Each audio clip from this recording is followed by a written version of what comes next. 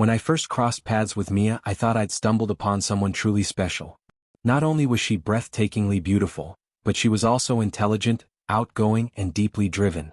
It didn't take long for us to become almost inseparable, our connection sparked by shared laughs about work culture at a mutual friend's party. We gradually built a life side by side, a cozy home, shared adventures, plans for the future. I genuinely believed we were happy. But like in so many stories, things began to shift, subtly at first. There were little signs, late-night grins aimed at her phone, more hours spent working late, and a growing emotional distance that I couldn't seem to close. Mia worked in public relations, a world full of social events and networking, and whenever I asked about her late nights or the new perfume she'd suddenly started wearing, she would brush it off with a light laugh and tell me I was overthinking. But my concern wasn't baseless. She'd begun setting her phone face down, secured it with a password she refused to share, and oddly, she often smelled like she'd just come from somewhere much more intimate than an office. What broke me was the night of our anniversary. She claimed she had to work late. But worse than the excuse was how casually she delivered it, without any trace of guilt. I knew something was off. Still, I didn't want to jump to conclusions. So I started quietly paying more attention. I remembered we still had a family-sharing location app enabled. She'd forgotten about it. One night, I checked her car when she left it unlocked. And eventually, while she was asleep, I scrolled through her emails. That's when I found the messages. They weren't outright admissions, but the tone was undeniable. Late-night emails exchanged with Adrian, a coworker. Sentences like, "You make me feel alive again," filled with subtle flirtation, inappropriate innuendos, and personal jokes that had no place in a professional setting. My chest tightened as I read, like the air had suddenly left the room. I hated what I was doing, but I had to know for sure. So I hired a private investigator. I needed undeniable evidence, something she couldn't deny or twist. 2 weeks later I got the report. And it shattered me. Photos of Mia and Adrian at a bar, his hand resting on the small of her back, the two of them walking out of a hotel with their arms wrapped around each other. The truth was right there in front of me, there was no more room for doubt. I had given her everything, my trust, my love, my unwavering support. And she had betrayed it all, for someone who clearly didn't value what I brought to the table. I was engulfed in anger, heartbreak, and humiliation. But I didn't confront her. Not right away. I wanted them both to feel the full weight of what they had done. Mia had been excited about her company's upcoming year-end party. She said it was a major opportunity to network, that everyone who mattered would be there, including Adrian. She even suggested I come along as her plus one, likely to maintain appearances. I agreed. Calmly. What she didn't know was that I had a plan. I spent days preparing. I backed up every email and photo onto a USB drive. Printed copies of the most incriminating messages. And when the night of the event arrived, I dressed my best, sharp, composed, determined to hold my head high.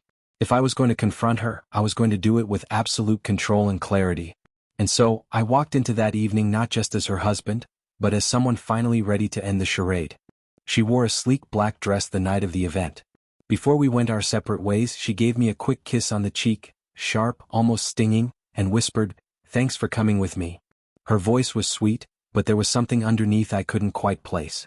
I forced a smile, though my stomach churned with unease.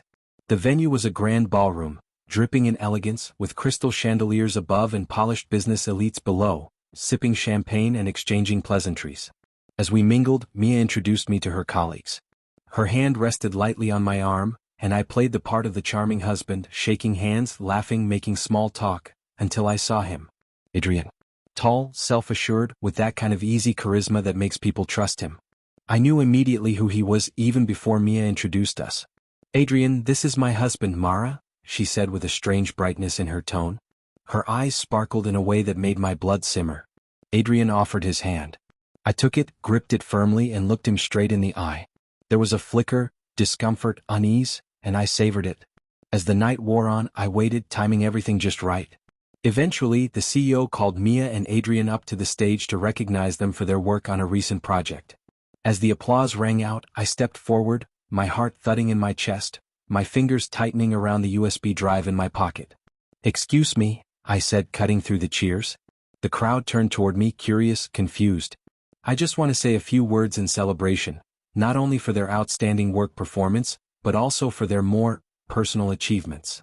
Adrian's face held steady, but his eyes betrayed a flicker of fear. Mia's smile faltered, uncertainty creeping in. The CEO glanced between us, obviously trying to make sense of the shift in tone. I pulled out the USB stick and raised it in my hand. This, I said calmly, contains emails, messages, photos, evidence of what's been going on behind the scenes. Gasps rippled through the audience. Mia's hand shot to her mouth. Adrian stepped forward as if to protest, but I cut him off. Sit down, Adrian. You've said enough. He froze. I turned to the CEO. Given the nature of what's in here, I assume you'll want to review it carefully. The CEO nodded stiffly and took the USB from my hand, his expression shifting from confusion to controlled fury. I turned back to the crowd. I apologize for interrupting your evening. But the truth deserved to be heard. Then I walked out, leaving the whispers and stunned silence behind me. The murmurs followed me all the way to the exit. Mia came home late that night. Her mascara was smeared, her face streaked with tears. How could you do that? She asked, voice cracking. You humiliated me in front of everyone. You humiliated us, I replied. Forgetting an anniversary is a mistake. What you did, choosing again and again to lie, is a betrayal. She collapsed onto the couch, sobbing, whispering, I didn't mean for it to happen. But intentions weren't enough to fix what was broken. In the days that followed, consequences came fast. Adrian was fired. Mia was put on probation, her reputation in tatters. Word spread quickly among colleagues, family, and friends. She begged me to forgive her. She pleaded for another chance. But I couldn't. I filed for divorce and moved out, leaving her to pick up the pieces on her own. Starting over was difficult. But I refused to let her betrayal define me. I rebuilt my life. New job, new circle, and eventually someone new who understood loyalty and truth. Someone who reminded me what love was supposed to feel like. Mia's life never really bounced back. Last I heard, she was working in a lesser role at another company. Adrian's charm couldn't save him either. He faded into obscurity, a cautionary tale in office gossip. In the end, I didn't just survive what they did. I grew from it. I found happiness and I flourished. And I learned, sometimes the best revenge isn't revenge at all. It's rising above and living better. Months passed, then a year. The silence between Mia and me became a void I had no desire to cross. There were the occasional emails, apologies written in desperation, memories wrapped in guilt, but I never responded. I had already spent too long grieving someone who stood beside me while plotting behind my back. I poured myself into my work, into the gym, into rebuilding every corner of my life that had been tainted by her betrayal. At first, I wore my pain like armor, detached, guarded, unwilling to let anyone in. Trust didn't come easy anymore. But slowly, with time and distance, I started to feel like myself again. Better, even sharper, clear. Then one day during a business seminar in another city, I met Alina. She wasn't flashy or loud. She wasn't trying to impress anyone. She just was. Kind, curious, effortlessly grounded. We started talking over coffee, and it turned into hours of conversation about everything and nothing. There was no rush, no hidden tension, no performative affection. Just a quiet comfort I didn't realize I'd been starving for. With her, I didn't have to pretend. She didn't ask about the past right away and I didn't offer it. She was patient, letting me come back to life at my own pace. And when I finally told her what had happened, about Mia, about the USB, about the cold unraveling of a marriage, she listened without judgment.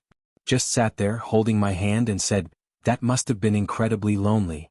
And that's what it had been more than anything. Not just betrayal but loneliness while sharing space with someone who no longer saw me. Alina helped me understand that. Helped me heal without pushing me to forget. As things grew serious between us, I felt something I hadn't in a long time, peace. Not the hollow quiet after a storm, but a real, steady calm. I knew then what love was supposed to be, not chaos dressed up as passion, not games masked as playfulness, but something solid. Safe. True. Meanwhile, word of Mia's life continued to trickle in through mutual contacts. She had tried dating again unsuccessfully. Her career never quite recovered, and she was reportedly keeping a low profile, rarely attending company functions anymore. Adrian vanished entirely from the scene, moved cities, changed industries. From what I gathered, even his new colleagues found him slippery. I felt nothing when I heard these things. Not satisfaction. Not spite. Just a distant acknowledgement that karma has its way of circling back. One evening, as Alina and I prepared dinner together in our quiet apartment, laughing about something trivial, I looked at her and realized, this is it. Not just survival. Not just recovery. But happiness. True, clean, earned happiness. And it hit me, Sometimes the most powerful thing you can do to those who betrayed you isn't to ruin them. Is to rebuild yourself so beautifully that they no longer have a place in your story. They became footnotes. And I became whole again.